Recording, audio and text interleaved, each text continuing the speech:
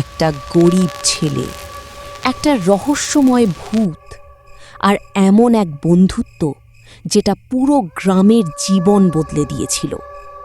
ভিডিওটা শেষ পর্যন্ত দেখো, কারণ এই গল্পের শেষটা তোমাকে কাঁদাতেও পারে, আবার ভয়ও দেখাতে পারে। রাফি ছিল গ্রামের সবচেয়ে গরিব ছেলে। বাবা মারা যাওয়ার পর সে আর তার অসুস্থ মা খুব কষ্টে দিন কাটাত। মা, আজও কাজ পেলাম না।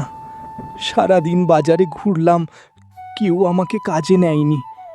সবাই শুধু বলে আমি ছোট, আমি নাকি কিছুই পারি না। কিন্তু তুমি চিন্তা করো না মা, আমি একদিন ঠিক অনেক টাকা উপার্জন করব। তোমাকে আর কষ্ট করতে দেব না। আমাদের এই ভাঙা ঘরটাও একদিন নতুন করে বানাবো। তুমি শুধু একটু ধৈর্য ধরো মা। তুই এত ছোট বয়সে যেভাবে সংসারের চিন্তা করিস, এটা দেখে আমার বুকটা ভেঙে যায় রে বাবা। তোর বাবা বেঁচে থাকলে হয়তো আজ আমাদের এত কষ্ট হতো না। আমি জানি তুই খুব ভালো ছেলে, আল্লাহ একদিন ঠিক তোর কষ্টের ফল দিবে। কিন্তু আমার ভয় হয় এই নিষ্ঠুর পৃথিবী যেন তোর মনটা ভেঙে না দেয়। তোকে আরো শক্ত হতে হবে বাবা, কারণ এই পৃথিবীটা দুর্বল মানুষদের জন্য নয়। আমি বিশ্বাস করি আমাদের কষ্টও একদিন থাকবে না বাবা। এই যে ছোট্ট বন্ধু, এত রাতে একা একা বসে আছিস কেন? মুখটা এমন শুকনো করে রেখেছিস কেন? দুনিয়ার সব দুঃখ কি তোর একার নাকি? ভয় পাস না, আমি চোর না, ডাকাতও না, তবে মানুষও না।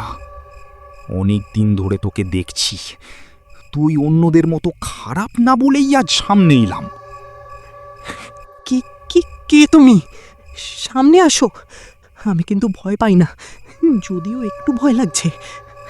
তুমি কি সত্যিই মানুষ না? তাহলে এতক্ষণ আমার সাথে কথা বলছো কিভাবে? না না, এটা নিশ্চয়ই আমার মনের ভুল। মানুষ মরে গেলে আবার কথা বলে নাকি? হে আল্লাহ, আমি জানি না আমার সাথে কেন এসব ঘটছে। আমি কি পাগল হয়ে যাচ্ছি দিন দিন? তাহলে আমি এতক্ষণ কার কথা শুনেছি? কেউ কি আছে, নাকি সবই আমার মনের ভুল?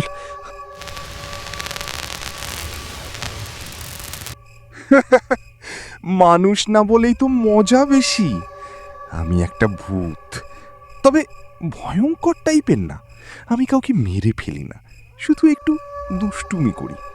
আর জানিস, এই গ্রামে তুই একমাত্র মানুষ যার মনটা এখনো পরিষ্কার আছে। তাই ভাবলাম তোর বন্ধু হয়ে যাই। ভয় পাওয়ার কোনো কারণ নেই রাফি।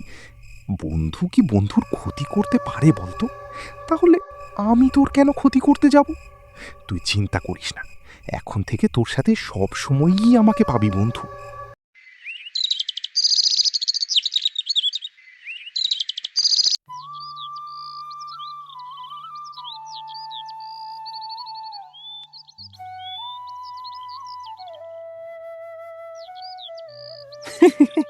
এই ছেলেটাকে দেখেছো? একাই একা দাঁড়িয়ে বাতাসের সাথে কথা বলি।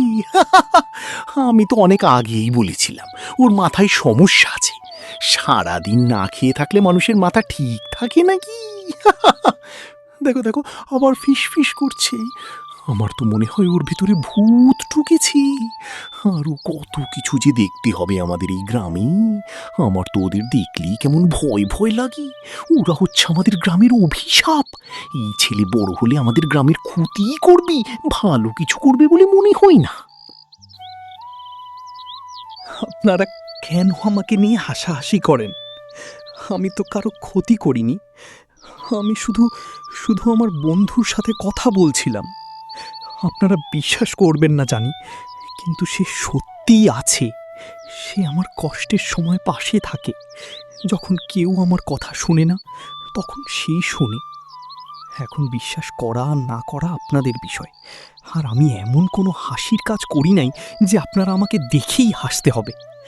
আপনাদের মতো মানুষদের সাথে কথা বলাচ্ছি, আমি যে একা একা কথা বলি, সেটা অনেক আনন্দের আমার কাছে। এই লোকগুলোকে আমার একদম সহ্য হয় না। তোকে কাঁদাচ্ছে কেন? চাইলে এখনই এদের এমন ভয় দেখাই যে 3 দিন ঘুমাতে পারবে না। ওই টাক মাথা লোকটা লুঙ্গি খুলে দিলে কেমন হয় বলতো?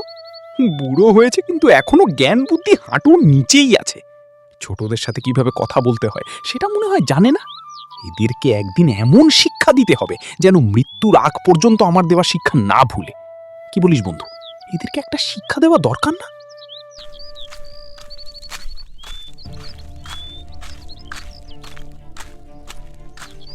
শোন রাফি, অনেক দিন তোদের সময় দিয়েছি, এখন আর একদিনও না।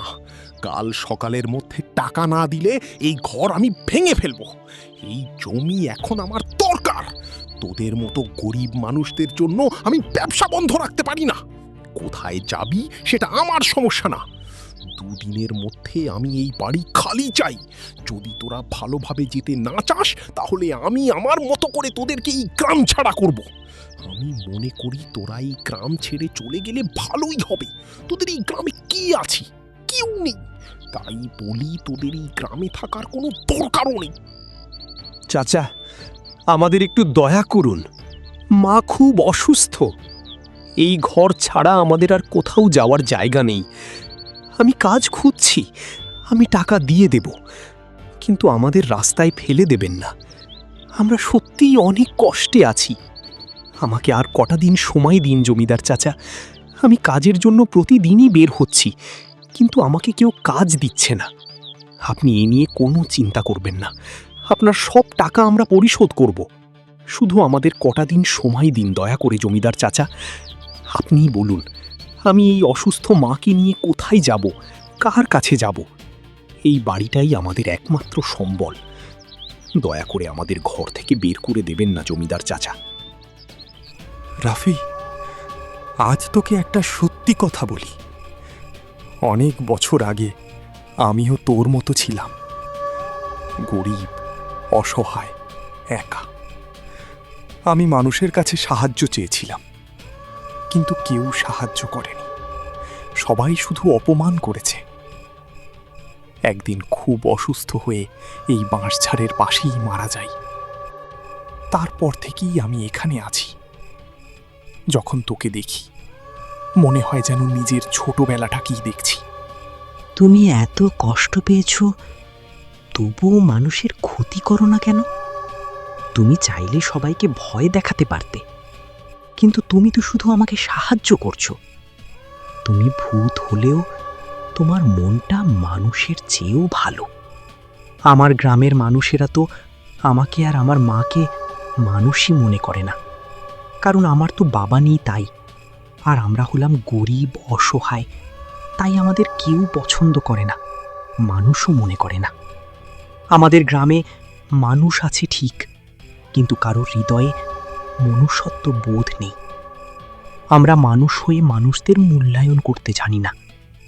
তুমি ভূত হয়ে যেটা করতে পারছো, আর আমরা মানুষ হয়েও সেটা করতে পারি না। শুনে রাগ করি না। গরিব মানুষদের চোখের পানি কখনো অভিশাপ ছাড়া যায় না।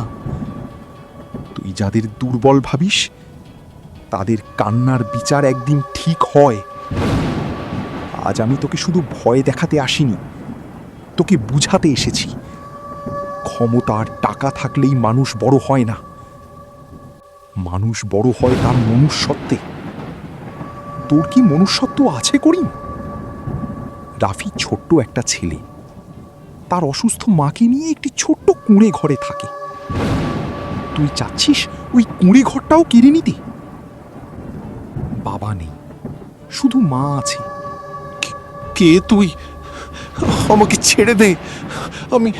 আমি আর কখনো ওদের কষ্ট দেব না। আমি ভুল করেছি, বাঁচাও, কেউ আমাকে বাঁচাও।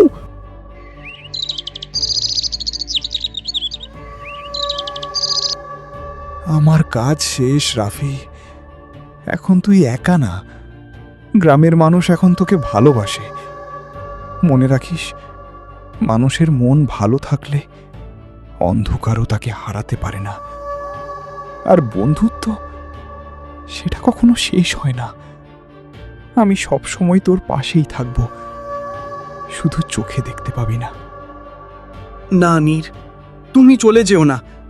তুমি ছিলে বলেই আমি এতদিন সাহস পেয়েছি। সবাই আমাকে পাগল ভাবলেও তুমি বিশ্বাস করেছিলে। তুমি ভূত না, তুমি আমার পরিবারের মতো। আমি তোমাকে কখনো ভুলবো না বন্ধু।